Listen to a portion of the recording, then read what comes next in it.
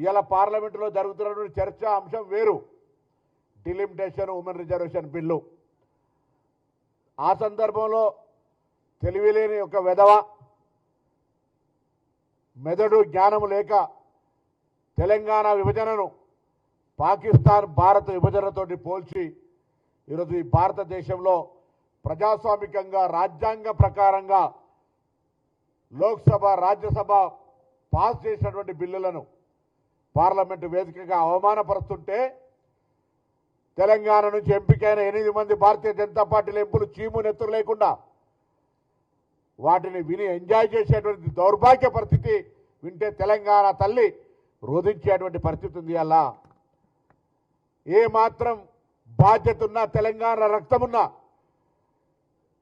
తేజస్వి గారు మాట్లాడినటువంటి మాటలు తెలంగాణ ప్రజల ఆత్మగౌరవం కాదు, అమరవీరుల ఆత్మక్షోభని కాదు, అవమానపరచడమే కాదు, ఇలా తెలంగాణ యావత్ ఉద్యమ స్ఫూర్తికి విఘాతం కలిగించే విధంగా మాట్లాడినారు. ఏ రాజ్యాంగంగా ఏర్పడలేదా? ఇంత పెద్ద దీర్ఘకాలిక ప్రజల ఆకాంక్షకు కాంగ్రెస్ పార్టీ నిర్ణయం తీసుకొని ఆనాడు భారతీయ జనతా పార్టీ కీర్తిశేషులు సుష్మా స్వరాజ్ గారు రాజ్యాంగం ప్రకారంగా పార్లమెంటులో మద్దతిస్తే ఇవాళ ఈ యొక్క ప్రధానమంత్రి నుంచి మొదలుకొంటే మొన్నవరో తెలుగుదేశం ఆంధ్ర ఎంపీ కూడా పార్లమెంటు గురించి కూడా మాట్లాడుతూ ఉండే, తెలంగాణ విభజన గురించి మాట్లాడుతూ ఉండే. ప్రతి ఒక్కరికి చురుకునైతుంది, బిడ్డ జాగ్రత్త.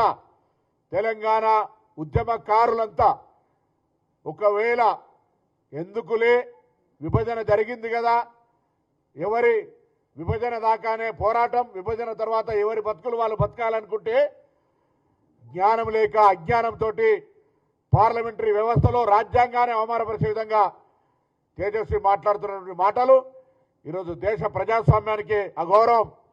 ప్రధానమంత్రి గారు కూడా వాటిని వినాలి.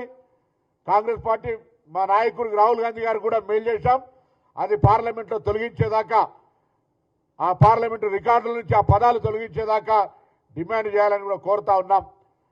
ఇవాళ పెద్ద పెద్ద మాటలు మాట్లాడే తెలంగాణ బీజేపీ అధ్యక్షుడు రామచంద్రరావు గారిని అడుగుతా ఉన్నా, ఇప్పటికైనా మీకు తెలంగాణ రక్తం ఉంటే mister Kishan Reddy, mister Bandi Sanjay and 8 MPs Laxman గారితో సహా మేము తెలంగాణ బిడ్డలైతే తెలంగాణ తల్లిని అవమానపరుస్తుంటే, ఏ తల్లికైనా అవమానం జరిగితే ఆ తెలంగాణ తల్లికి అవమానం జరుగుతుంటే చూస్తూ ఊరుకుంటే ఇది మంచిదా అని అడుగుతా ఉన్నాం. ఇవాళ ఇప్పుడు కూడా మాట్లాడకుండా ఉంటే ఇది మీరు తల్లికి ద్రోహం చేసినట్టుగానే భావించాల్సి వస్తోంది. ఆనాడు శాసనసభ్యత్వానికి రాజీనామా చేయకుండా పరారైన వ్యక్తి ఇవాళ తెలంగాణకు సంబంధించి ప్రాతినిధ్యం వహిస్తున్నప్పటికీ మంత్రిగా తెలంగాణ ఏర్పాటును ప్రధానమంత్రి మాట్లాడినప్పుడు అంటే భయం ఉండే కావచ్చు, మంత్రిగా తీసేస్తారని మాట్లాడలేదనుకున్నాం.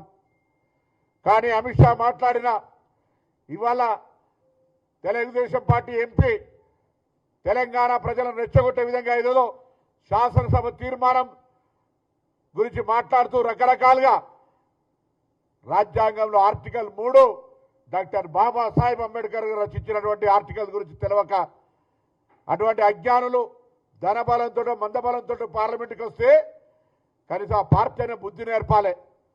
ఇలా సౌహృద వాతావరణం